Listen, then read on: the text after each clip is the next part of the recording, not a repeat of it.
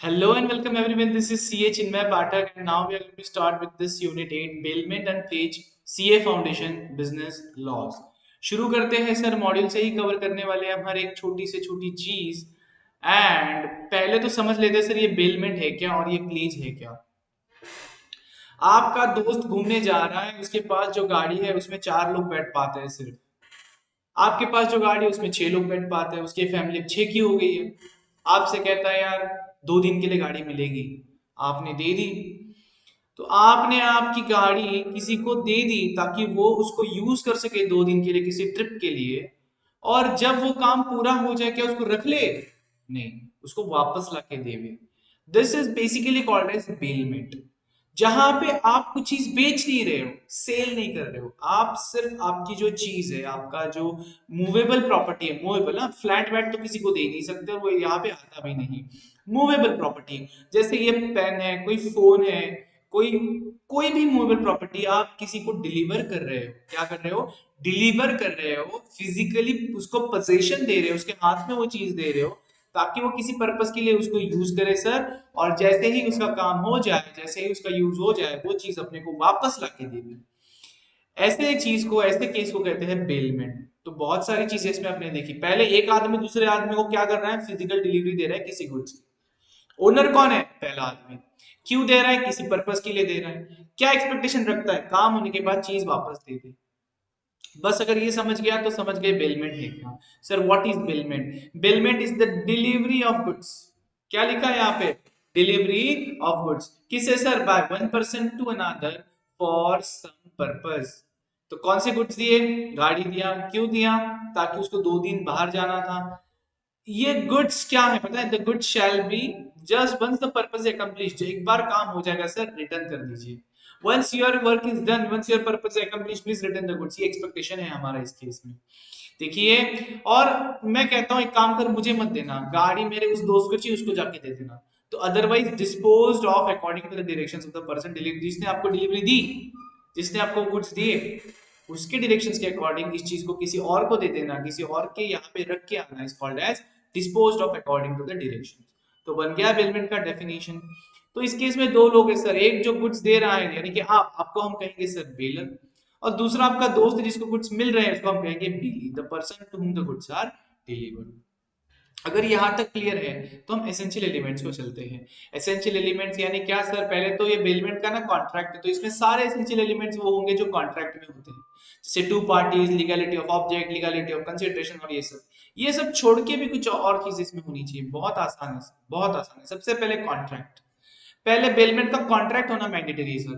कैसे होना चाहिए कॉन्ट्रैक्ट? ये एक्सप्रेस यानी बाय ओरल या रिटन वर्ड्स हो सकता है, या इम्प्लाइड। सर इम्प्लाइड कॉन्ट्रैक्ट कैसे होगा? आपने बोला मुझे एसी दे, मुझे 1 महीने के लिए एसी चाहिए। मुझे बताओ एसी का आप क्या यूज करोगे वहां?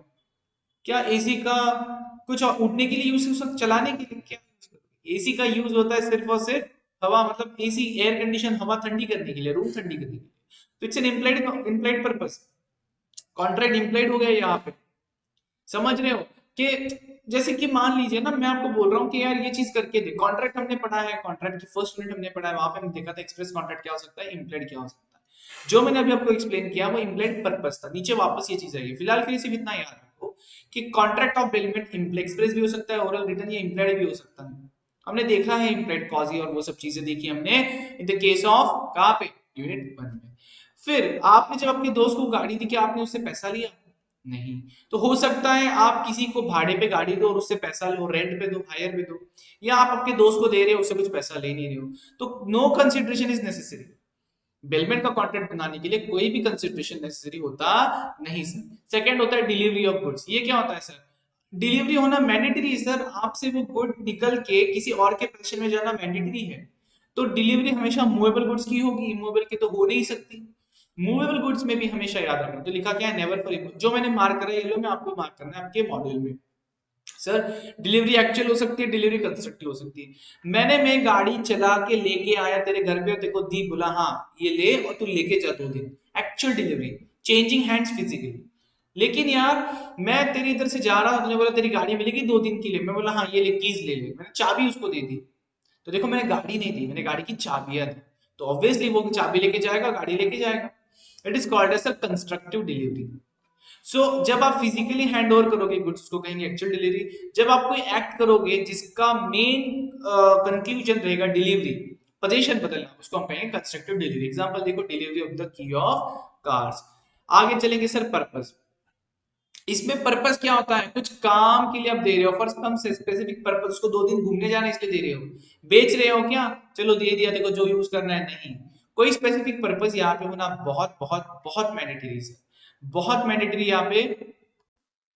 कोई तो पर्पस यहाँ पे होना बहुत ज्यादा मैंडेटरी है। पोजीशन, पोजीशन यानी क्या? ये मेरे हाथ में है तो मैं कहूंगा इस पेन का मैंने पजेस किया हुआ है, इस पेन को मैंने पजेस किया हुआ है। पोजीशन यानी एक्चुअल मेरे हाथ में कोई चीज होना जिसको मैं यूज कर सकता हूँ सर। तो पोजीशन चेंज होना यहाँ पे मैंडेटरी सर। यहाँ पे थोड़ी ना ओनरशिप चेंज हो रही है, सेल थोड़ी कर रहे हैं किसी को कोई चीज, यूज करने के लिए दे रहे हैं, रेंट पे दे रहे हैं। तो position of the good should change. हो सकता है फिजिकली चेंज हो जाए, हो सकता है किसी एक्शन के थ्रू यानी कंस्ट्रक्टिव डिलीवरी के थ्रू, लेकिन पोजीशन चेंज होना बहुत इंपॉर्टेंट है। पोजीशन से ओनरशिप नहीं बदलती सर, ओनरशिप तो आपके पास ही रहेगी, दोस्त के पास थोड़ी चली जाएगी आपकी गाड़ी की। तो जैसे कि आपने किसी बैंक लॉकर में आपके ऑर्नामेंट्स रखे, तो मुझे बताइए, भले ही पोजीशन, आपने भले ही मान लीजिए लॉकर में ऑर्नामेंट्स रखे, क्या आपने उनको अधिकार दिया उसको यूज करने का? क्या लॉकर की कीज तो आपके पास रहेगी। तो मैं क्या बोलता हूँ यहाँ पे, पोजीशन तो चेंज हुआ ही नहीं है, पोजीशन अभी भी ओनर के पास है। उनको तो उनके यहाँ पे सिर्फ रखा है हमने, ताकि हम उसको जब चाहे सिक्योरिटी के पर्पज के लिए रखे, जब चाहे उसको यूज करें, निकाल। तो सर अगर आप बैंक लॉकर में ऑर्नामेंट्स डिपॉजिट करते हो, सोना चांदी रखते हो, तो इट इज नॉट बेलमेंट, क्योंकि हम उसको दे ही नहीं रहे, हम तो पोजीशन दे ही नहीं रहे बैंक को, दे ही नहीं रहे हम। और लास्ट एसेंशियल एलिमेंट है रिटर्न ऑफ गुड्स। बेलमेंट के केस में बेली जो है, बेली यानी आपका दोस्त, is obliged to return the goods. उसको ये गुड्स आपको वापस देने ही देने पड़ेंगे। नहीं देगा तो ऐसे कैसे नहीं देगा यार? बेलमेंट का कॉन्ट्रैक्ट बना ही इसलिए ताकि आप रिटर्न कर सको वो चीज, ठीक है? तो वैसे ही देने जैसे आपको दिया, सेम फॉर्म, आपको गाड़ी दी, आप गाड़ी वापस देना, टायर मत ला के देना। और याद रखना, अगर बेलर ने बोला है कि जब तू गाड़ी लाएगा तो एक काम कर, अगला वाला टायर बदल के दे दे, ठीक है, तो इनके इन दैट केस वो अल्टर कर सकते हैं, लेकिन वो बेलर का डायरेक्शन मतलब आपने बताया होना चाहिए उस केस में, ठीक है? उससे गाड़ी गुम हो गई तो वो आपको महंगी वाली गाड़ी तरह नहीं चलेगा sir, not even of higher value. जो चीज दी वही की वही चाहिए। आपने उसको टाटा हैरियर दिया, वो दूसरी टाटा हैरियर दे रहा है, सेम कलर सब कुछ सेम, नहीं सर, वही चीज चाहिए, सिमिलर आइडेंटिकल, अलग उधर इधर ऊपर नीचे कुछ नहीं, सेम टू सेम चीज। अब हम देखेंगे, अब जब बैंक में पैसा जमा करते हो ना, डिपॉजिट करते हो, तो जो कैश नोट्स आप जमा करते हो, भले ही आपको मिलती है उतना ही पैसा, आपने 1000 जमा किए तो आपको 1000 ही वापस मिलेंगे, लेकिन नोट अलग रहेगी। तो उस केस में ये बेलमेंट नहीं रहा सर। बेलमेंट के टाइप्स देख लेते हैं सर। बेलमेंट के types on the basis of benefit, मतलब 3 तरीके से हम कर सकते हैं। अगर सिर्फ आपका बेनिफिट है, मतलब क्या सर? आप बाहर गांव जा रहे हो, आपका सोना आपके घर में पड़ा है, आपको इनसिक्योर लग रहा है, तो आप क्या करते हो? आपके दोस्त के पास रख के जाते हो, भाई मैं आने तक 10 दिन तक इसको संभाल, मेरा सोना है। तो उसका कुछ बेनिफिट नहीं, उसको कुछ पैसा तो आप दे नहीं रहे हो, और हमने देखा कंसिडरेशन तो मैंडेटरी है भी नहीं इस केस में।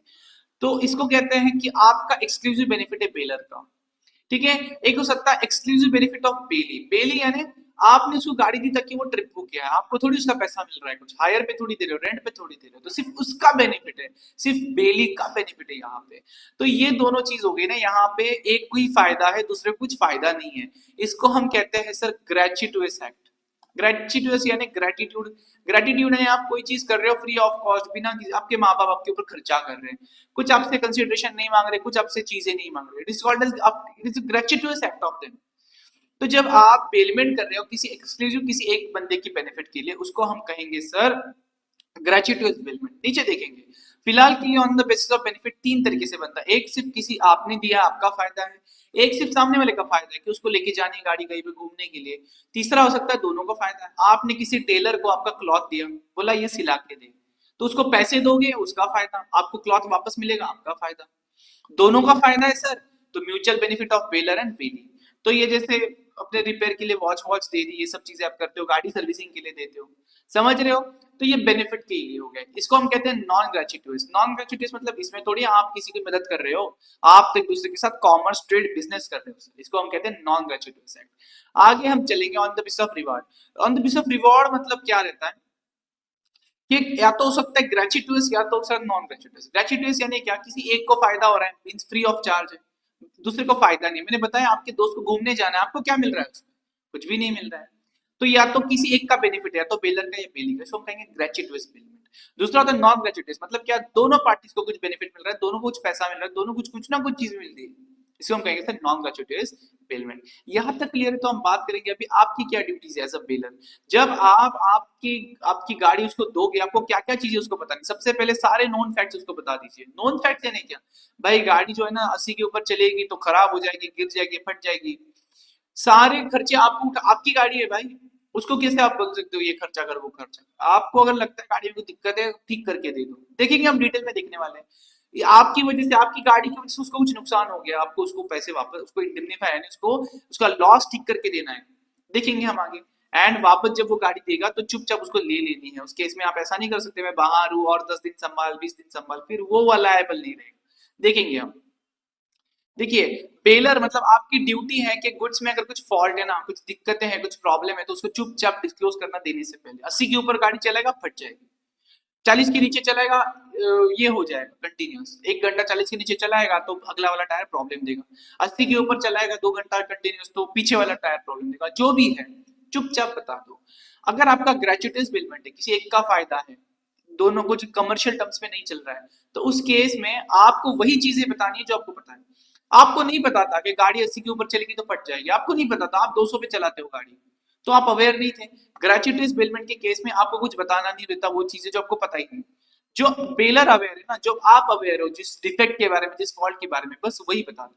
अगर आपको पता है कि आपके आपके इस गुड्स की वजह से बेली को एक्स्ट्राऑर्डिनरी रिस्क है, एक्स्ट्राऑर्डिनरी रिस्क यानी क्या सर, गुड्स फट सकते हैं, उसको उसका जो काम करना है वो गाड़ी चलानी है, वो गाड़ी नहीं चला पाएगा, इंटरफेयर करेंगे उसकी गाड़ी चलाने में, ऐसी कुछ भी चीज अगर आपको पता है ग्रेचुइटस बिलमेंट के बारे में, ग्रेचुइटस बिलमेंट में आपको फॉल्ट्स पता है, तो वो बता दीजिए इनको।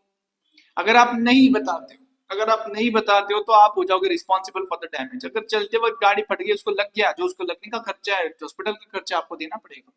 आप पहले ही बता दियो भाई 80 के ऊपर चलाएगा फट जाएगी, अब वो चला रहा है और फट गई, तो आप लायबल नहीं हो। कौन से केस में, ग्रेचुइटीज, ठीक है। लेकिन सर नॉन ग्रेचुइटीज के केस में, नॉन ग्रेचुइटीज मतलब कमर्शियल टर्म है, दोनों कुछ मिल रहा है, इस केस में आपको पता हो कि उसमें फॉल्ट है या आपको नहीं पता हो उसके फॉल्ट में, कुछ फर्क नहीं पड़ता हमको।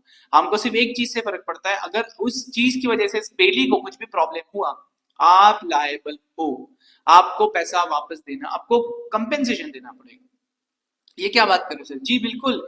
आपने किसी से रेंट पे गाड़ी ली, अब उसको पता हो नहीं पता हो, हमें नहीं फर्क पड़ता कि उस गाड़ी में कुछ फॉल्ट है, मेरे को नुकसान हुआ ना, तू लायबल है, बेलर लायबल, नॉन ग्रेचुइटोस के केस में।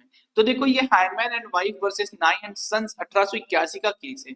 घोड़ा गाड़ी दिया, घोड़ा गाड़ी, हॉर्सेस एंड ड्राइवर, चलते वक्त घोड़े के नीचे जो स्क्रीव रहता है, नाल रहती, नाल कहते हैं, वो लूज हो गई और घोड़े ने पागलबंदी कर दी, गिरा दिया सबको, अंडर पार्ट स्लिप हो गया, कैरेज टूट गया, ए को लगा, बेली को लगा, आपके दोस्त को लगा, उस केस में सर जिसको लगा है ना, उसको जो भी डैमेजेस हुए वो आपको बेलर को वापस कंपेंसेट करने पड़े, क्योंकि ये हायर था सर, ये कमर्शियल था, नॉन ग्रेचुइटस था, तो बी वाज लायबल टू पे डैमेजेस। यहाँ पे तो बी बोलेगा, बेलर बोलेगा मेरे को तो पता भी नहीं था ऐसा कुछ हो सकता था, अरे मेरे को क्या फर्क पड़ता है, नॉन ग्रेचुइटस है तो आपको कंपेंसेशन देना पड़ेगा। अगर डेंजरस नेचर के गुड्स बेल कर रहे हो तो आपको बताना पड़ेगा इसका नेचर डेंजरस है भाई, उसको कुछ लग भी गया है ना, उसको लग गई उसकी तो आपकी लग जाएगी, फिर आपको उसको कंपेंसेट करना पड़ेगा सर। आगे देखते हैं, काफी आसान है सर। ड्यूटी टू पे नेसेसरी एक्सपेंसेस, ये क्या है? अगर ग्रेचुइटस बिलमेंट है, ग्रेचुइटस आपने आपके दोस्त को बोला ये ले गाड़ी, जा तेरे फैमिली के साथ घूम के आ, उस केस में गाड़ी का जो क्या बोलते हैं उसको, मान लीजिए उसने गाड़ी लेके गया और गाड़ी को कुछ हो गया, मान लीजिए इंजन फेल हो गया, कुछ भी हो गया, तो एक्स्ट्रा ऑर्डिनरी कुछ चीज हुई है, इसको हम कहते हैं एक्स्ट्रा ऑर्डिनरी एक्सपेंसेस। और एक नॉर्मल एक्सपेंस रहते हैं, पेट्रोल का खर्चा, टोल का खर्चा, ऐसा। तो देखिए यहाँ पे बेली को कुछ रेम्यूनरेशन नहीं मिलने वाला। बेली मतलब कौन? जिसको आपने गाड़ी दी है, इसको इसका थोड़ी पैसा थोड़ी मिलने वाला है, बेली या बेलर किसी एक को कुछ मिलने नहीं वाला, क्योंकि ये ग्रेचुइटी है। तो ऐसे केस में जो भी नेसेसरी खर्चे हैं और जो एक्स्ट्राऑर्डिनरी खर्चे हैं, दोनों आपको देने हैं। ये हाइपोथेटिकल सिचुएशन है, ऐसा नहीं होता। वो गाड़ी लेके जा रहा है तो वो पेट्रोल भरेगा ना, लेकिन यहाँ पे ऐसा लिख के रखा है क्योंकि ग्रेचुइटी से आप अपने मन से दे रहे हो, लेके जा भाई घुमा के, तो उस केस में सारा रेगुलर नॉर्मल नेसेसरी बेसिक खर्चा भी बेलर को करना है, और अगर इंजन फट गया, एक्स्ट्राऑर्डिनरी कुछ एक्सपेंस हो गया, तो उसका भी खर्चा बेलर को देना है। ये अप्लाई होता है, मान लीजिए मेरा गोल्ड है, मैं जा रहा हूँ 20 दिन के लिए बाहर, मैंने बोला भाई तू रखेगा तेरे पास, तो उसने ना लॉकर लॉकर ले लिया बैंक में, तो नेसेसरी एक्सपेंस हो गया। अब लॉकर लेने के बाद उसको समझ में आया, एग्जांपल दे रहा हूँ, समझ में आया कि उसको एक सिक्योरिटी गार्ड की भी जरूरत पड़ेगी, क्योंकि बहुत ज्यादा सोना है, तो उसने एक सिक्योरिटी गार्ड भी रख दिया बैंक के बाहर, वो एक्स्ट्राऑर्डिनरी खर्चा हो गया। दोनों खर्चे ग्रेचुइटीज बिलमेंट में बेलर को करने रहते हैं। लेकिन अगर नॉन ग्रेचुइटीज है, कमर्शियल है, तो उस केस में सिर्फ एक्स्ट्राऑर्डिनरी एक्सपेंस, मतलब क्या, तू गाड़ी हायर पे लेके जा रहा है, तो पेट्रोल का खर्चा, टोल का खर्चा तू करना, मतलब कौन, बेली करेगा। देखो सिर्फ वही खर्चा हम रीइंबर्स करेंगे अगर एक्स्ट्राऑर्डिनरी, एक्स्ट्राऑर्डिनरी ने इंजन फेल हो गया, टायर फट गया, एक्स्ट्राऑर्डिनरी खर्चा है, तो वो आपको रीइंबर्स करना पड़ेगा। हमेशा याद रखना, ग्रेचुइटीज के केस में normal, necessary as well as extraordinary खर्चा बेलर को करना है। In case of non gratuitous सिर्फ एक्स्ट्राऑर्डिनरी एक्सपेंसेस बेलर को करने हैं सर, बाकी सब बेली को करना है। अब मान लीजिए आपने ग्रेचुइटियसली मतलब उसको बोला हाँ ये ले गाड़ी लेके जा 2 दिन, लेकिन आप आज के आज गाड़ी वापस मांग रहे हो, 2 दिन पूरे हुए नहीं, आप बोल रहे हैं मेरे को इमरजेंसी में चाहिए, गाड़ी वापस दे दे। ऐसे केस में अगर आप प्री मैच्योर टर्मिनेशन करोगे, मतलब टाइम से पहले टर्मिनेट करोगे बिलमेंट को, और ये ग्रेचुइटीज बिलमेंट है, तो उस केस में आपको उसको जो नुकसान हुआ ना वो वापस करना पड़ेगा। जैसे मान लीजिए आपने आज की आज गाड़ी मांगी, तो उस बेचारे को दूसरी गाड़ी खरीदनी पड़ी, दूसरी गाड़ी वो लेके गया, उसके लिए उसको 1200 रुपए एक्स्ट्रा लगे, तो आपको उसको रिइंबर्स करना पड़ेगा। ऐसा क्यों? नॉर्मल लाइफ में ऐसा नहीं चलता, लेकिन इंडियन कॉन्ट्रैक्ट एक्ट में लिख के रखा है। तो ग्रेचुइटीज बिलमेंट के केस में बेली को कंपेंसेट करना पड़ेगा बेलर को, क्या सर, लॉस या डैमेज जो उसको मिलेगा, जो उसको होगा अगर आप प्री मैच्योर टर्मिनेशन करोगे बेलमेंट का। उसको जो बेनिफिट मिलता है उससे ज्यादा नुकसान अगर होता है, तो ज्यादा वाला नुकसान ही आपको रिइंबर्स करना है, ठीक है। तो in excess of the benefit received. आगे लिखा है सर बेलर्स रिस्पॉन्सिबिलिटी टू बेली, ये क्या है सर, देखिए मान लीजिए यहाँ पे एक चीज लिखता है, ये मैं गाड़ी 2 दिन के बाद देखो देने आया, तो घर पे है नहीं, इसलिए गाड़ी मेरे को कहीं पे पार्क करनी पड़ी, पार्किंग का मुझे खर्चा आ गया आपके दोस्त को, तो यार आपने टाइम पे डिलीवरी नहीं ली, इसकी वजह से उसको एक्स्ट्रा खर्चा आया, आपको उसको रिइंबर्स करना पड़ेगा एक्स्ट्रा खर्चा। मान लीजिए आपका, जैसे जैसे किसी ने चोरी की गाड़ी थी, किसी की आपकी चोरी की गाड़ी थी और आपने उसको दे दी, अब पुलिस उसको उठा के लेके गई, उसमें उसकी गलती है क्या सर? तो जो भी उसको नुकसान होगा, केस दाखिल करने में जो पैसा लगेगा, केस लड़ने में जो पैसा लगेगा, ये सारा पैसा, ये सारा लॉस आपको उसको गुड करके देना पड़ेगा, रिकवर करके देना पड़ेगा, इंडेमनीफाई करके देना पड़ेगा। तो अगर बेली को कुछ नुकसान होता है ड्यू टू द रीजन, क्या सर, कि जो जो गुड्स दे रहा है ना वो एंटाइटल ही नहीं था बेलमेंट करने को, उसका टाइटल कैसा था सर, डिफेक्टिव था, तो उस केस में you have to reimburse, you have to make good, you have to indemnify the loss of the bailee. Second, आपकी ड्यूटी है जब गुड्स बैक आ जाए ना, जब वापस रिटर्न करने का टाइम है, उसको एक्सेप्ट करो। अगर आप नहीं करते हो, उस केस में बेली कंपेंसेशन मांग सकता है आपसे, जो एक्स्ट्रा खर्चा उसको हुआ उसका। देखो इतना बायस्ड है, लेकिन जो है सो है। अभी आपके दोस्त की क्या ड्यूटीज है सर? आपकी दोस्त की बेसिक ड्यूटी, गाड़ी दी है तो गाड़ी को ठोके नहीं, जैसी दी वैसी की वैसी वापस दे दे।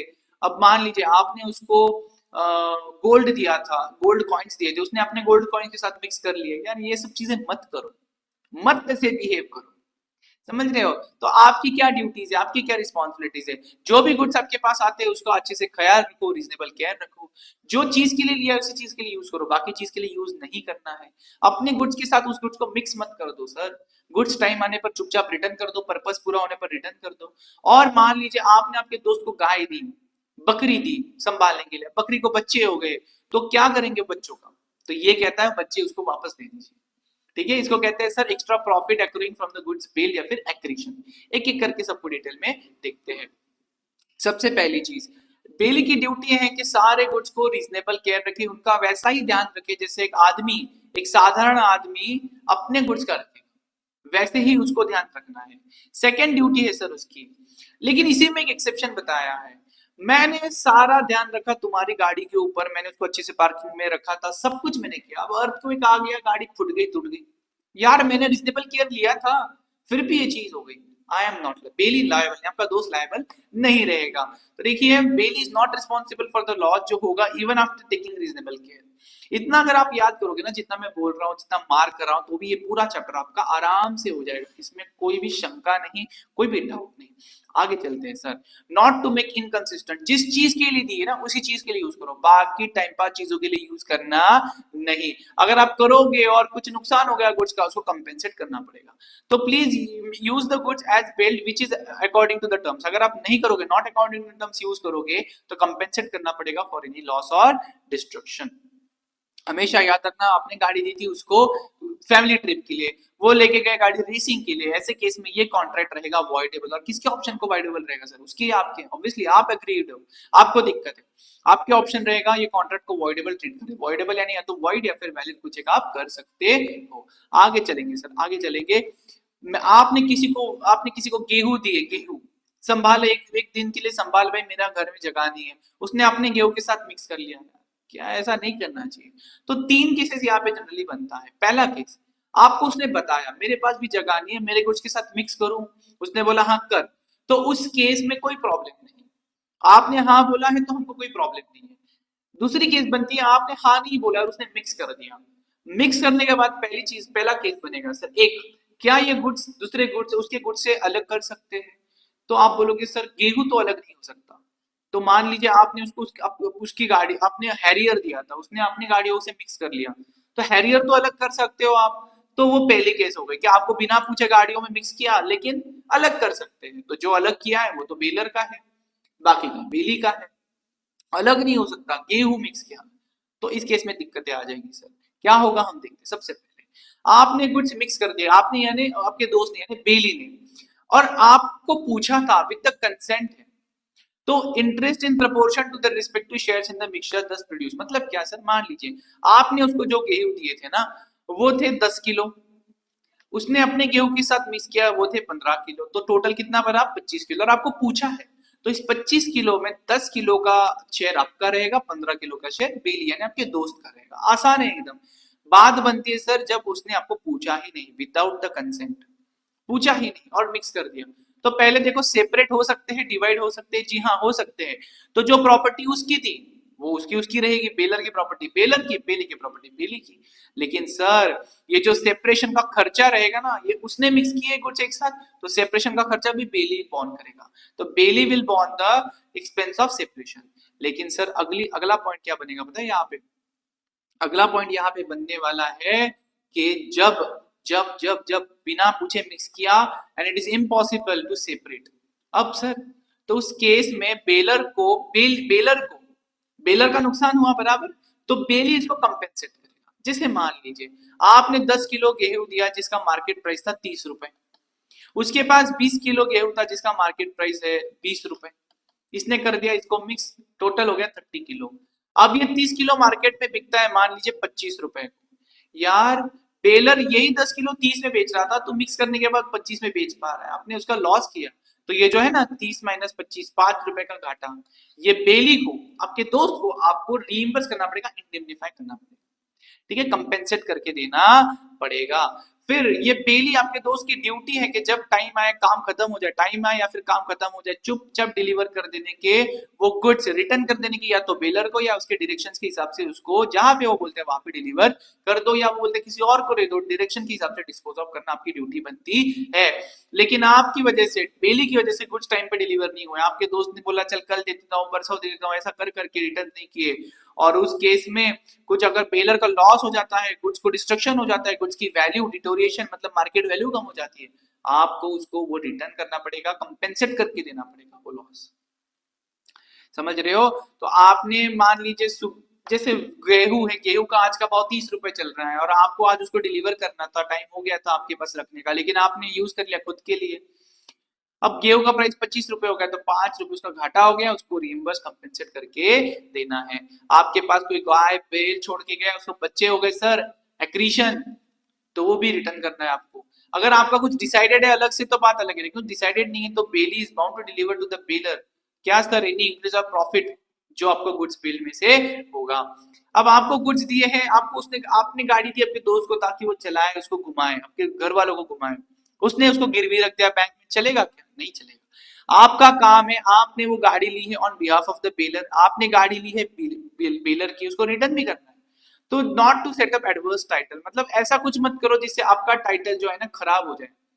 आप बेली हो, बेली ही रहो, ओनर बनने की ट्राई मत करो। Bailee must not set up a title adverse to that of the bailor, ठीक है। He must hold the goods on behalf of and for the bailor, he can not deny the title of the bailor. आप ऐसा नहीं बोल सकते मैं इसको कहीं भी गिरवी रख देता हूँ ऐसा वैसा ये सब, ठीक है। अब आगे चलेंगे सर, हम आगे देखने वाले हैं बेलर के राइट्स। बेलर यानी कौन सर? बेलर यानी कौन? कौन होता है बेलर? बेलर यानी आप जिसने गुड्स डिलीवर करे। आपकी क्या राइट्स है, रिस्पॉन्सिबिलिटी, आप ड्यूटीज यानी रिस्पॉन्सिबिलिटीज, राइट्स यानी आपके अधिकार क्या है। सबसे पहले जब चाहे बेलमेंट टर्मिनेट कर सकते हो, जब चाहे गुड्स वापस मांग सकते हो। अगर सामने वाला गलत करता है, बेली गलत करते हो, उसे अगेंस्ट केस फाइल कर दो। ड्यूटीज परफॉर्म नहीं कर रहे हैं, गुड्स पर मिक्स कर दे रहा है, मिक्स नहीं करना आपकी ड्यूटी है, मिक्स कर रहा हूँ तो आप ये ना करो, इसके लिए केस फाइल कर सकता हूँ। और नुकसान हो जाता है मेरा तो कंपेंसेशन क्लेम करने के लिए भी आपको मैं आपसे कंपेंसेशन भी क्लेम कर सकता हूँ। एक एक करके देखते हैं sir. Right to terminate the contract, अगर कॉन्ट्रैक्ट वॉइडेबल है, वॉइडेबल यानी आपने दिया था गुड उसको गाड़ी ताकि वो ले जाए घर वालों को, वो कर रहा है उसके साथ रेसिंग, ठीक है, तो कॉन्ट्रैक्ट हो जाएगा वॉइडेबल और आप इसको वॉइड करार करके इस चीज को टर्मिनेट करा सकते हो सर। दूसरा हो जाता है, आगे आएगा टर्मिनेशन ऑफ बेलमेंट। दूसरा हो जाता है sir right to demand back the goods. अगर आपने ग्रेचुइटीज बेलमेंट में आप हो तो आप जब चाहे गुड्स को डिमांड बैक कर सकते हो, जब चाहे बोल सकते हो गाड़ी वापस ला के दे। लेकिन हमने देखा था ऐसे केस में सिर्फ आपको अगर बेली को आपके दोस्त को लॉस हो जाएगा ना सर, तो आपको उसको सिर्फ कंपेंसेट करना पड़ेगा। कौन से केस? ग्रेचुइटीज। नॉन ग्रेचुइटीज केस में ऐसा कुछ होता नहीं। नेक्स्ट, ये आगे वापस डिस्कस होने वाला है। अगर आप कुछ गलत करते हो तो केस फाइल करेंगे बराबर। अगर आप आपकी ड्यूटीज फॉलो नहीं करते हो बेली, तो हम आपके ऊपर वापस केस फाइल करेंगे। और जो चीज में आप जिस चीज के लिए आपको दिया उसके अलावा कहीं पे यूज कर रहे हो, लॉस कर रहे हो मेरे गुड्स का, तो जो डैमेज मुझे होगा ना सर, मेरे गुड्स को जो डैमेज होगा उसको वो आप ठीक करके दो, कंपेंसेशन मुझे उसके लिए चाहिए। आगे देखते हैं सर बेली के क्या राइट्स है। बेली ने आपके दोस्त के क्या अधिकार है, क्या कर सकता है वो। मान लीजिए आपने नहीं, आप ए हो, आपका दोस्त बी है, आपका और एक दोस्त सी है, इन तीनों ने मिलके 10 किलो गेहूं दिए हैं डी के पास बेलमेंट के अंडर कि भाई संभाल कुछ दिनों के लिए। तो इसके पास पहला अधिकार है, तो इन दोनों इन सबको हम कहेंगे जॉइंट बेलर। क्या कहेंगे? Joint baler. मतलब ये एक दूसरे के साथ मिले हुए हैं, सबने मिलके मेरे को बेलमेंट में लिया है। तो डी चाहे तो सी को 10 किलो दे सकता है वापस, डी चाहे तो ए को, डी चाहे तो ए और बी उन दोनों को या तीनों को, अपनी मर्जी है सर उसकी। तो he can deliver the goods, जब रिटर्न करने रहेंगे ना तो he can return the goods, deliver them to any of the joint owners. किसको भी दे सकता है। हाँ, आप पहले ही बता के रखो सी को ही दे दो तो बात अलग है, लेकिन कुछ लिखा नहीं तो किसी को भी दे सकते हैं। लेकिन अभी आगे देखेंगे, पहले पढ़ लेते हैं। सो इंडेमनिटी, इंडेमनिटी यानी नुकसान भरपाई कराना। Bailee is entitled to be indemnified by the bailor for any loss arising to by reasons that the bailor was not entitled to make the bailment. आप ओनर ही नहीं हो उस गाड़ी के, फिर भी दे दिया, आरटीओ वाले उठा के लेके गए, नुकसान हो गया, तो बेलर से क्लेम करेगा सर वो नुकसान। बेलर के पास टाइटल नहीं था, चोरी का गुड था, और बेली ने गुड फेथ में वो लिया था आपसे संभालने के लिए। आपने चोरी किया वो माल, तो चोरी की गाड़ी थी, अपने दोस्त ने गुड फेथ में आपसे ली वो संभालने के लिए, और ये वापस आपको देता है। आपको ये जब टाइम खत्म हो जाएगी गाड़ी आपको वापस लाके देता है। या मान लीजिए आप बोलते हो यार एक काम कर, मेरे दूसरे दोस्त को जाके डिलीवर कर दे, उसको डिलीवर कर देता है। अब पुलिस आके इसको पकड़ रही है, कैसे तुमने डिलीवरी की? चोरी की गाड़ी थी, मेरे को नहीं पता था सर, आपके दोस्त को नहीं पता था, आपके दोस्त ने गुड फेथ में आपसे लिया था, चोरी तो आपने की, तो he is not liable for that.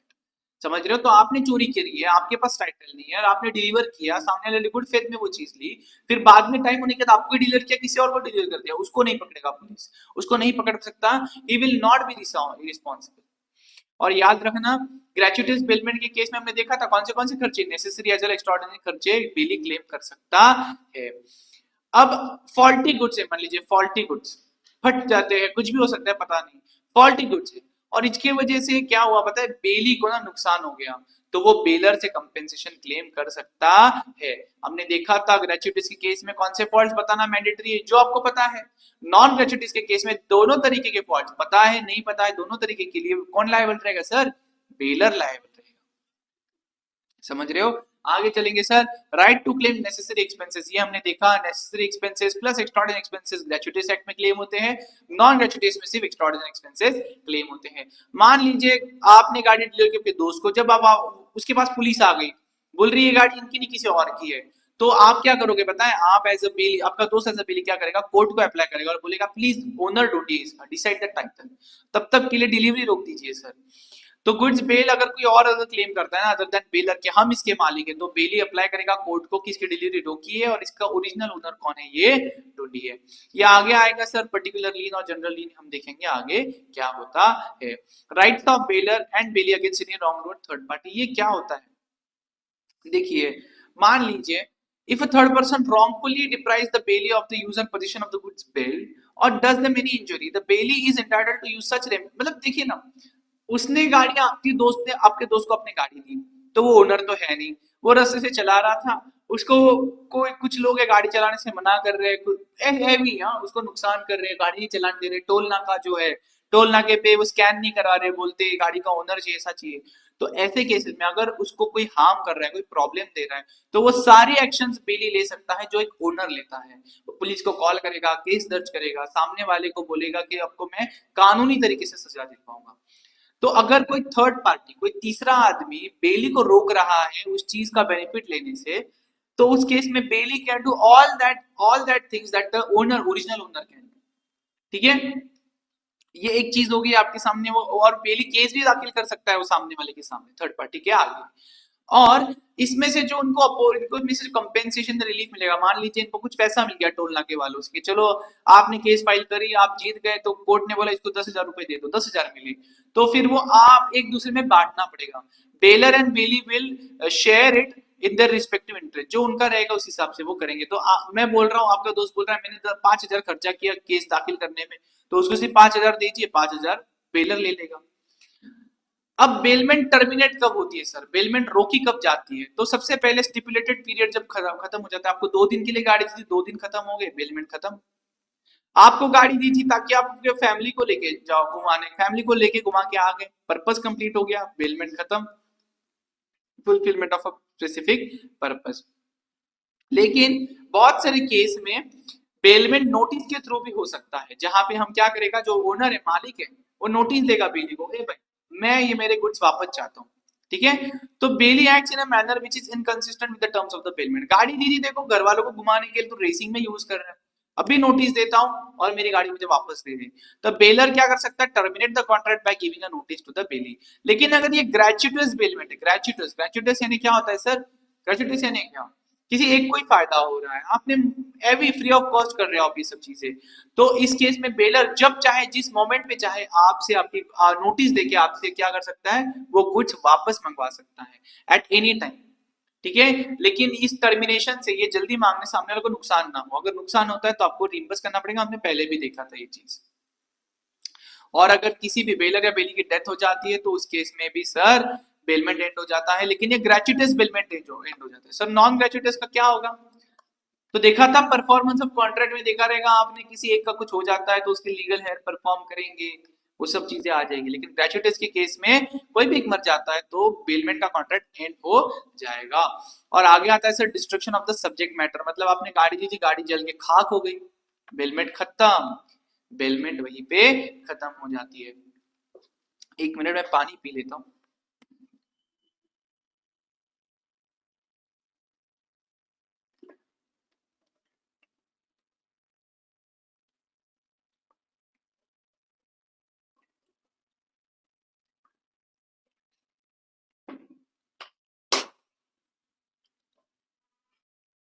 अब सर किसी के खोए हुए गुड्स मिल गए, लॉस्ट गुड्स का फाइंडर, तो उसकी जिम्मेदारी क्या होगी, मालिक को ढूंढो उसको दो।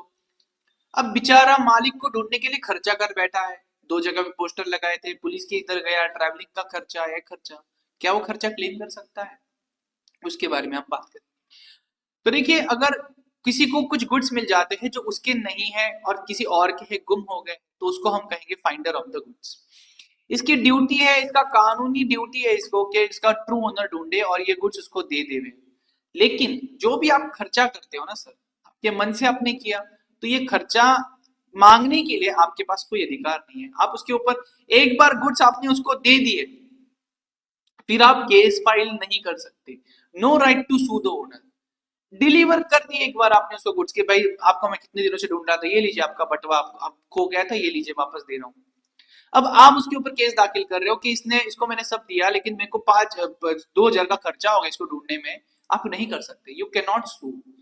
लेकिन लेकिन लेकिन लेकिन अगर आपको उससे पैसा लेना है, खर्चा लेना है, तो आप बोलो मैं तेरा बंटवा, मैं तेरे गुड्स तभी तेरे को दूंगा जब तू मुझे मेरा जो खर्चा मैंने किया तेरे को ढूंढने में वो मुझे देगा। तो आप क्या कर सकते हो, गुड्स आपके पोजीशन में रख सकते हो तब तक जब तक सामने वाला आपको वो पैसा नहीं देगा। एक बार गुड्स डिलीवर कर दिया तो आप केस नहीं दाखिल कर सकते उसके ऊपर। तो देखिए क्या लिखा, नो राइट टू सू बराबर, लेकिन he has the right to retain the goods. तो आप ये गुड्स आपके पास रख सकते हो until the owner gives him the compensation. जो भी आपका खर्चा हुआ जब तक आपको देता नहीं तब तक आप इसको अपने पास रख सकते हो। डिलीवरी कर दोगे तो आप केस नहीं दाखिल कर सकते। मान लीजिए वो पैसा ही नहीं दे रहा और गुड्स आपके पास पड़े तो भी आप केस दाखिल नहीं कर सकते। केस आप किसी केस में दाखिल नहीं कर सकते सर। आपको क्या करना पड़ेगा, गुड्स आपके पास रखने पड़ेंगे। गुड्स दूंगा जब तुम मेरे को कंपेंसेशन देगा, नहीं देगा कंपेंसेशन गुड्स नहीं दूंगा। आप केस नहीं दाखिल कर सकते, ठीक है। और अगर मान लीजिए सामने वाले ने कि कुछ रिवॉर्ड डिक्लेयर किया था, जो भी मेरा खोया हुआ बच्चा ढूंढ के देगा, मेरा खोए हुए गुड्स ढूंढ के देगा उसको 20,000 रुपए मिलेंगे। तो उस केस में आप गुड्स आपके पास रखो, आपको मिले ना आपके पास रखो, उसको बोलो चल रिवॉर्ड दे तभी गुड्स दूंगा। एक बार गुड्स दे दिया तो आप केस नहीं दाखिल कर सकते, ठीक है। अ, एक चीज, सॉरी सॉरी, अगर रिवॉर्ड है तो ये पब्लिकली डिक्लेयर किया है उसने, वो अपने इनविटेशन टू ऑफर और ऑफर में आ जाता है वो वाले कॉन्सेप्ट्स में। तो इस केस में आप उसको सू भी कर सकते हो, आपके उसके केस भी दाखिल कर सकते हो और गुड्स भी आपके पास रख सकते हो जब तक वो पैसा नहीं देगा। लेकिन जो आपने वॉलेंटरीली खर्चा किया है ना, फिर यहाँ पे वो चीजें रख जाएगी यार, आपको इन्फॉर्मेशन था क्या, उसने रिवॉर्ड दिया है और वो सब चीजें, लेकिन उसमें हमको जाना नहीं, वो अलग यूनिट है, ठीक है। आगे सर, आगे क्या लिखा है यहाँ पे, when finder of thing commonly on sale में सेल इट। मतलब यार आपको ना किसी का, मान लीजिए किसी की कॉटन की बैग आपको मिले, कॉटन मतलब जिसमें जिस बैग में कॉटन भरा हुआ था। अब ये कॉटन 10 दिन से ज्यादा रहेगा नहीं, तो आपको इसको बेचना ही पड़ेगा। फिर जो पैसे आएंगे वो ओनर को वापस दे दो, आपने जो खर्चा किया उसको बेचने बेचने में वो सब माइनस करके बाकी का पैसा उनको दे दो। तो अगर आपको ऐसी कोई थिंग, ऐसी कोई चीज मिलती है जो कॉमनली बेची जाती है मार्केट में और वो आपको मिल जाती है, आप काफी ढूंढते हो ओनर, आप काफी ढूंढते हो लेकिन मिलता ही नहीं उसका ओनर, रीजनेबल सर्च करने के बाद, रीजनेबल डिलीजेंस लगाने के बाद भी आपको उसका मालिक, उसका ओनर मिलता नहीं। या फिर आपको मालिक मिलता है लेकिन आप बोलते हो सर मेरे को आपको ढूंढने में 5,000 रुपए लगे प्लीज दे दो, वो बोलता है मैं नहीं दूंगा, ही रिफ्यूजेस टू पे द लॉफुल चार्जेस। तो आप क्या कर सकते हो पता है, अगर ये चीज है ना पेरिश हो सकती है, खराब हो सकती है, या फिर इसको ज्यादा दिन रखोगे तो इसकी मार्केट वैल्यू, इसका जो औकात है बहुत खराब कम हो जाएगा, तो उस केस में इसको बेच दो, यू मे सेल इट, बेच दो, बिंदास बेच दो। और बेच दोगे आप, जो पैसा आएगा ना उसमें से आपके 5,000 माइनस करके बाकी के पैसे इसको दे दो। या फिर आपने जो खर्चा लगाया है ना इसको ढूंढने में, वो 2/3 है ऑफ इट्स वैल्यू। मतलब क्या सर, मान लीजिए जो गुड्स आपको मिले वो 100 रुपए के और इसको ढूंढने में आपका खर्चा हुआ 75 रुपए, मतलब कितना, 2/3, 75% खर्चा 75 रुपए का। तो उस केस में आप बेच दीजिए, बिंदास बेच दीजिए। बेचने के बाद जो पैसा आएगा उसमें से आपके 75 माइनस कर दीजिए, 25 रुपए ओनर को वापस दे देना। समझ गए, ये हो गया यहां तक। अब आ जाता है सर राइट ऑफ लीन। लीन यानी कोई चीज मेरे पास कानूनी तरीके से मेरे पास रखना, मेरे पोजीशन में रखना। तो दो तरीके के होते हैं, ये क्यों होता है, ये क्यों करते हैं। आपके दोस्त ने आपसे 500 रुपए उधार लिए, दे नहीं रहा है, आपने उसका आधार कार्ड पैन कार्ड आपके पास रख लिया, this is called as lien, LIEN, lien, ठीक है। तो जब कोई आदमी गुड्स अपने पास रखता है जो किसी और के है, मतलब आप किसी और के गुड्स, मतलब आधार कार्ड पैन कार्ड आपके दोस्त का है आपके पास रखे, until his claim is satisfied or some debt due to misrepaid, मतलब आपको जो पैसा लेना है वो दे नहीं रहा है, जब तक वो देगा नहीं आप अपने पास रखोगे, इसको कहते हैं lien. Lien means to retain goods of somebody else until he satisfies your claim or repays you back the loan, ठीक है। दो तरीके की लीन होती है सर, पर्टिकुलर लीन, जनरल लीन। बहुत आसान है ना। आपने आपके दोस्त का आधार कार्ड रखा, ठीक है, तो क्या था कि उसने आपसे 100 रुपए लिए थे, 100 रुपए रिटर्न कर देगा, आप आधार कार्ड दे दोगे, this is called as particularly. किसी स्पेसिफिक लोन के लिए, किसी स्पेसिफिक डेट के लिए आपने उसके गुड्स रखे हुए। अब देखो, आपके दोस्त ने आपसे 100 रुपए लिए थे, वो उसने रिटर्न कर दिए, फिर उसने आपसे 1,000 रुपए लिए। अब आप बताओ, आधार कार्ड मैंने उससे लिया था 100 रुपए के लिए, लेकिन अभी 1,000 रुपए भी उससे आना बाकी है, ठीक है। वो इसको थोड़ा और इजी करता हूं मैं आपके लिए, थोड़ा और इजी करता हूं मैं इसको आपके लिए। जैसे मान लीजिए आपके दोस्त को आपने 3 लोन दिया हुआ है, ठीक है, पहले 100 रुपए का लोन दिया था, फिर 200 रुपए का दिया था, फिर 300 रुपए का लोन देते टाइम ना आपने उसका आधार कार्ड जब्त कर लिया, बोला आधार कार्ड मेरे पास था, ठीक है। 300 रुपए का लोन आपके दोस्त ने आपको वापस दे दिया, 300 रुपए दे दिए, ये बचे हैं। आधार कार्ड आपने फिर भी आपके पास रखा है, क्यों सर? अरे ये 100-200 तो दे, जबकि आधार कार्ड उसने 100-200 रुपए के लिए दिया ही नहीं था, वो तो दिया था 300 रुपए के लोन के लिए, फिर भी आप उसका आधार कार्ड रखोगे पुराने लोन के लिए। इसको कहा जाता है जनरल लीन।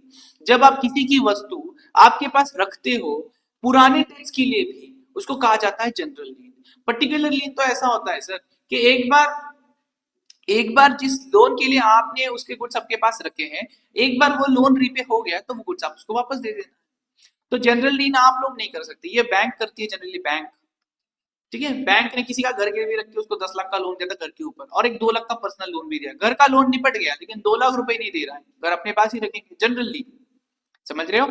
तो पर्टिकुलर लीन मतलब जब हम retain particular goods of which the claim is due, ठीक है, ड्यू जो है, ठीक है। तो देखिए आगे क्या कहता है, where the bailee has in rendered any service involving the excess of labor or skill in respect of the goods bailed, he has in the absence of a contract to the contrary right to retain such goods until the receives due remuneration for the services he has in respect of the them। मतलब एकदम आसान बात है, Taylor के पास कपड़ा दिया, बोला 100 रुपए में सिला के दे, अब आप उसको पैसे दे नहीं रहे हो 100 रुपए, तो कपड़ा अपने पास रखेगा, जिस दिन 100 रुपए दे दोगे कपड़ा वापस दे देगा, उसका लेबर उसका स्किल इन्वॉल्व है सर। तो हमेशा याद रखना है, पर्टिकुलर लीन मतलब किसी का लेबर किसी का स्किल इन्वॉल्व है। पर्टिकुलर लीन में जिस चीज के लिए आपने चीज रखी है, आपको वस्तु रखी है, वो चीज अगर रिपे हो जाती तो वस्तु वापस दे देंगे। समझ रहे हो? लेकिन जनरल लीन क्या होता है? जनरल लीन देखिए, right to retain the goods not only for demands arising out of the goods retain, मतलब टेलर से बैंक के पास, मैंने बताया ना, एक होम लोन था 10 का, 2 लोग पर्सनल लोन का था, और 10 लाख का 10 लाख के लोन के लिए आपने घर गिरवी रखा था, 10 लाख का लोन तो निपट गया सर, 2 लाख का लोन नहीं निपटा, तो उसके लिए भी हम आपका घर अभी भी रखेंगे, वापस नहीं देंगे। Not only for the demands arising out of the goods but for a general balance of account. General balance of account मतलब लेजर में दिख रहा है ना, जिसको लोन दिया उसको पर्सनल लोन भी दिख रहा है 2 लाख का, होम लोन भी दिख रहा है 10 लाख का भले निपट गया, बैलेंस अभी भी है लेजर में 2 लाख का, आपका घर हम रखेंगे। ठीक है, ये जनरली बैंकर्स के पास, एडवोकेट्स, इन लोग के पास ये रहेगा, जब बाकी सबके पास ये रहता नहीं। एग्जाम्पल सेम है सर, प्लीज पढ़ लीजिए, सेम एग्जाम्पल। तो right of general lien can not be sold but can only be retained for dues. मतलब क्या सर, जब बैंक ना अपने पास आपके घर रखेगी, वो 2 लाख रुपए पर्सनल लोन नहीं दिया उसके लिए भी रखेगी, जबकि 10 लाख का होम लोन तो मिट गया, तो इस घर को बेच नहीं सकती फॉर दैट 2 लाख, इसे अपने पास रिटेन कर सकती है। There is no right to sell, it can not be sold. तो देखिए differentiate between general lien particular lien, please पढ़ लीजिए, ये बहुत आसान है, बहुत आसान है, पेपर में आने के भी चांसेस बनते हैं। लास्ट कॉन्सेप्ट इसमें आ जाता है सर प्लेज। प्लेज यानी क्या होता है? It is a loan agreement, जिसमें मैं किसी से पैसा ले रहा हूं और मैं मेरी चीज उसके पास गिरवी रख रहा हूँ, मॉर्गेज रख रहा हूँ, मैं ये फोन है मेरा, ये फोन मैं उसको देता हूँ, बोलता हूँ मेरे को 50,000 लोन दे, इसको हम कहते हैं सर प्लेज। तो बेलमेंट में आ गया, लेकिन स्पेशल टाइप ऑफ बेलमेंट है, जो दे रहा है, जो ये फोन मैं उसके पास दे रहा हूँ, मैं कौन हूँ सर? मैं कहूंगा यहाँ पे पॉनर। पॉनर मतलब जो प्लेज करता है, जो गुड्स डिलीवर करता है सामने वाले को, ले भाई। पौनी यानी कौन? वो बैंक जिसको मैंने ये चीज रखी कि हाँ भाई तू 50,000 दे मेरे को और ये तेरे पास। तो देखिए bailment of goods and security जब देखते हो ना किसी लोन के लिए, तो इसे प्लेज कहा जाता है। जो बेलर है उसको पॉनर कहा जाएगा यानी मैं, और जो बेली है बैंक इसको कहा जाएगा पौनी। बहुत आसान है सर। तो यहाँ पे सर एसेंशियल्स क्या होने चाहिए? बहुत इंपॉर्टेंट है। सबसे पहले यहाँ पे सिर्फ गुड्स प्लेज कर सकता हूँ सर, मैं किसी आदमी को नहीं रख सकता। Subject matter of pledge is goods always. जो गुड्स मैं उसको दे रहा हूँ शुड बी इन एग्जिस्टेंस। खत्म हो गए वाले गुड्स कैसे उसको मैं प्लेज करूं? कैसे? मतलब पॉसिबल ही नहीं, बैंक कैसे देगा?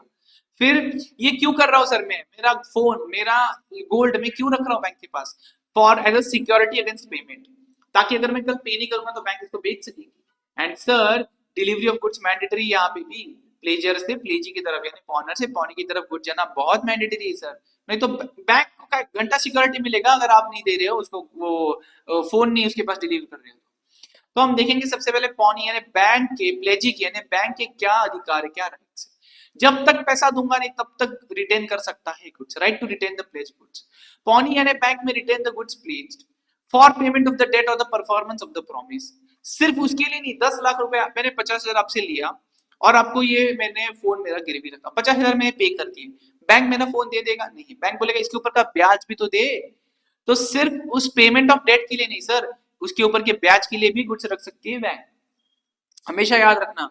और उस गुड्स को रखने में उस गुड्स को प्रिजर्व करने में बैंक का जो खर्चा हुआ वो खर्चा भी आपको रिइंबर्स करना पड़ेगा। अगर आप वो नहीं देते हो, अगर मैं उनको नहीं देता हूँ बैंक को खर्चा वापस, तो उस केस में बैंक मुझे गुड्स देगी नहीं। All necessary expenses incurred by him यानी banker in respect of the position और preservation of the goods pledged. आगे चलेंगे sir. Right to retention of subsequent debt. Subsequent debts मतलब क्या? मैंने बैंक से 50,000 रुपए लिए, ये फोन उनके पास रखा, अब मैंने 50,000 रीपे कर दिया, इंटरेस्ट रीपे कर दिया, फोन रखने के लिए बैंक को जो खर्चा आया, कॉस्ट ऑफ स्टोरेज आया, मैंने वो भी दे दिया।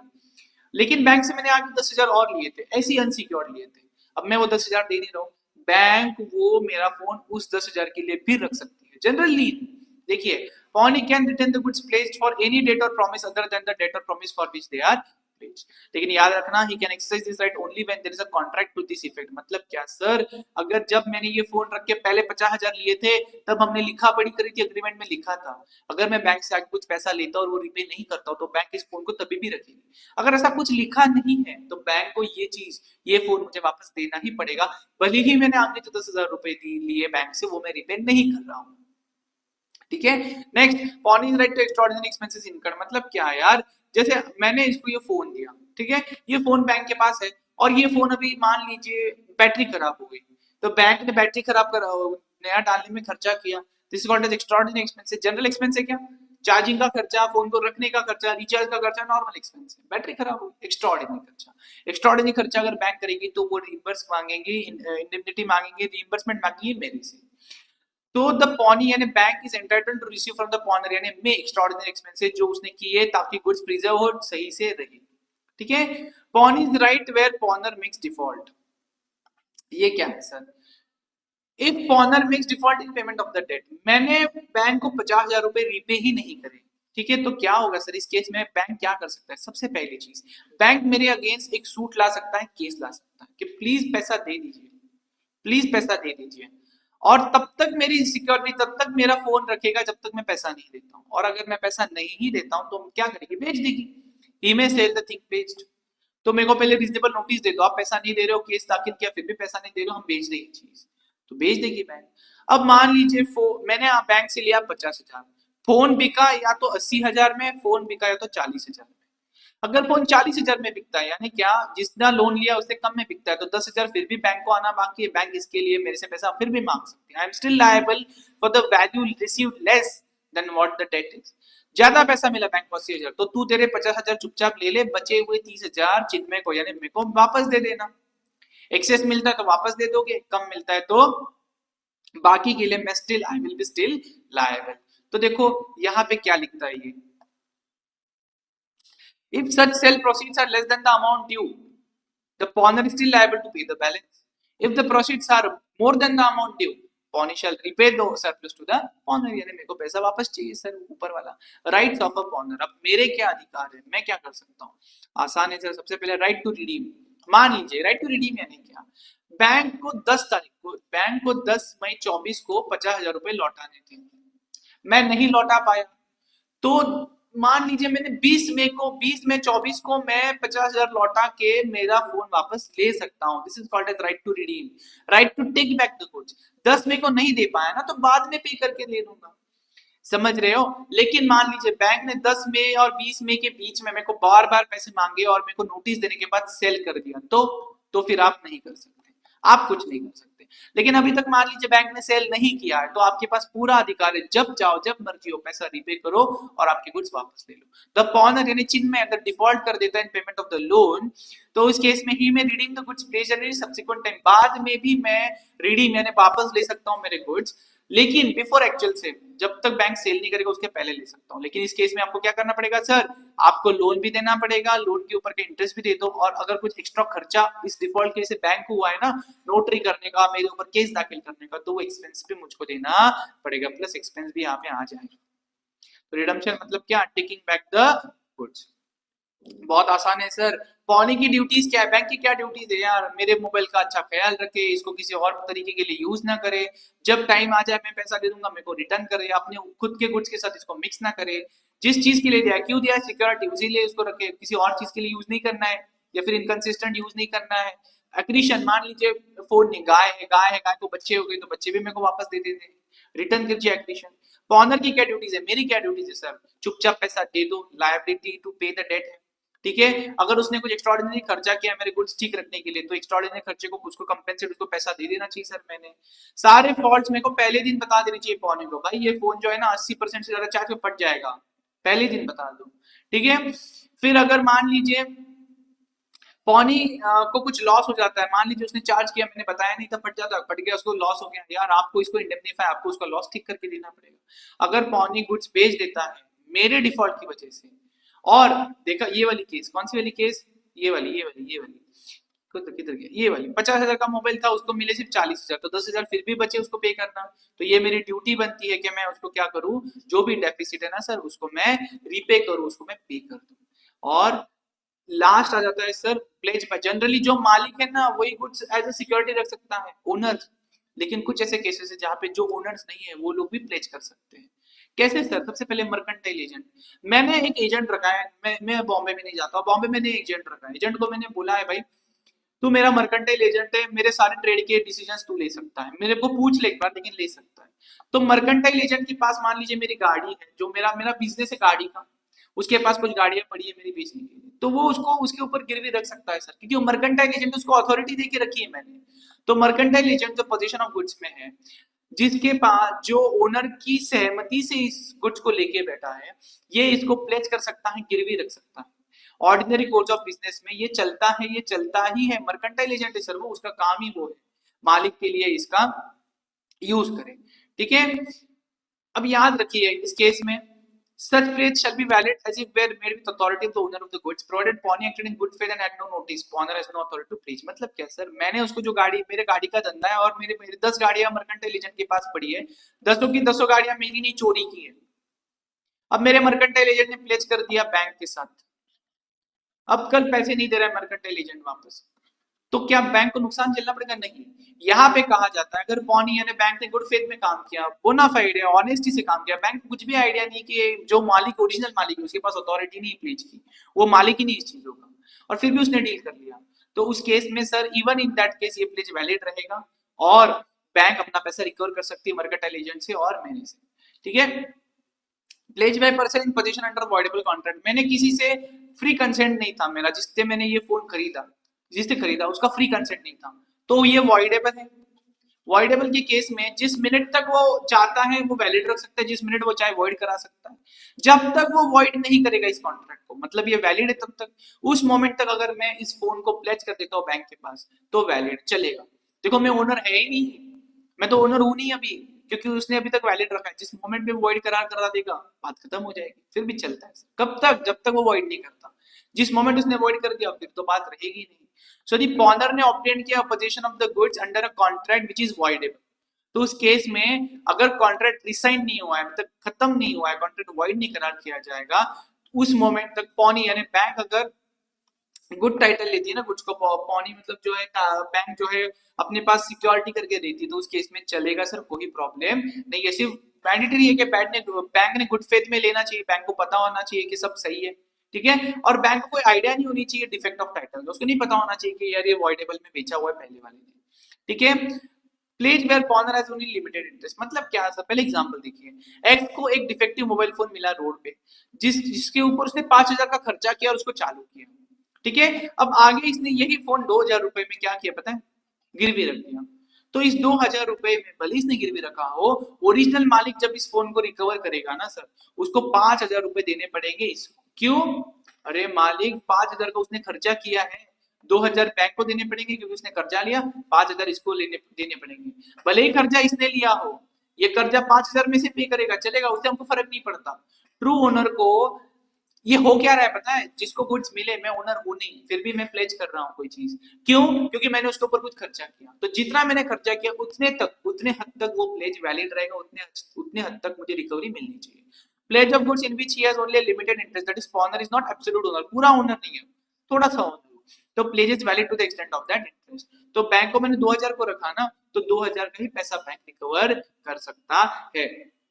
आगे आएगा सर प्लेज बाय अ को ओनर इन पोजीशन, 3 ओनर है, मान लीजिए ए बी सी किसी लैंड के, तीनों भाई है, तो सी बी ए बाकियों से पूछ के ये इसको क्या कर सकता है, प्लेज कर सकता है, गिरवी रख सकता है सर।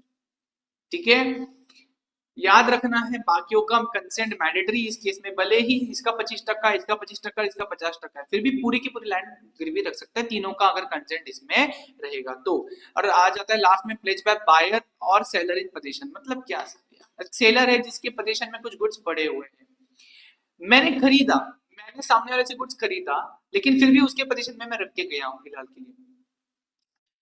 और इस केस में क्या हो रहा है, या फिर दूसरी केस, ये पहली केस हो गई मैंने कुछ खरीदे हैं लेकिन फिर भी मैंने उसके पास रखे हैं, और a buyer who with the consent of the seller obtains position of the goods. मतलब क्या, मैंने जैसे अप्रूवल वाला सेल याद है, अभी तक मैंने खरीदा नहीं है किसी से, मैंने क्या लिया, सेल ऑन अप्रूवल बेसिस लिया, अभी सिर्फ मंगाया है माल, 10 दिन वापरूंगा, पसंद आया तो लूंगा, नहीं तो फिर वापस दे दूंगा। दोनों केसेस में जब मैंने कुछ खरीदे हैं लेकिन उसी के पास रखे हैं, या फिर मैंने खरीदे हैं ऑन अप्रूवल बेसिस, दोनों केसेस में सर अगर कोई मैं प्लेज करता है, अगर वो सेलर जिसके पास गुड्स पड़े मैंने खरीदे फिर भी उसने प्लेज कर दिए, ओनर तो वो है नहीं अभी, फिर भी उसने प्लेज कर दिए किसी बैंक के पास, या फिर मैंने अभी अप्रूवल पे मंगाया है माल और अभी मैं ओनर हूं नहीं, फिर मैंने प्लेज कर दिए और बैंक ने गुड फेथ में काम किया है, बैंक को पता ही नहीं है सब चीजों का, बैंक को कोई नॉलेज नहीं है ये सब चिंदीगिरी का, तो उस केस में ये प्लेज भी वैलिड रहेगा। आप बोलोगे सर ऐसा क्यों, तो ये लिखा गया है इस एक्ट के अंदर, ऐसा वैलिड रहेगा, बैंक को प्रोटेक्ट करने की ये चीज हो रही है। प्लीज एग्जाम्पल और distinction between bailment and pledge पढ़ लीजिए, इसी के साथ ये यूनिट यहाँ पे खत्म हो जाती है। Thank you so much for being with me here, thank you.